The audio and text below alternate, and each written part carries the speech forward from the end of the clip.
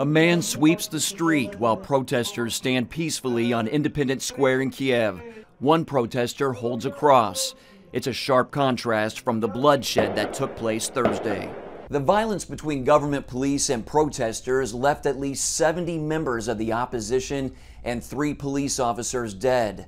More than 500 protesters were injured, and nearly 30 police officers suffered gunshot wounds. I believe that the 20th of February will go down in the Ukrainian history as one of the saddest days ever since independence.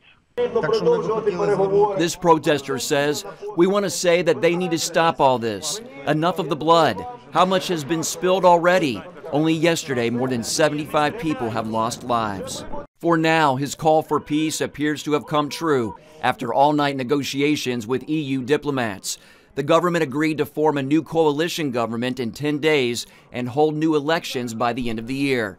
The document also promises constitutional reforms to scale back presidential powers, which is a key demand of protesters.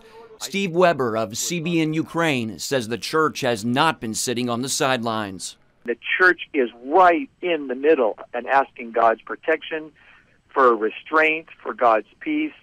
That's one level the church is doing. The other one is that many of the churches have opened up that are near Maidan to be temporary hospitals. Demonstrators have camped for 3 months on Independence Square.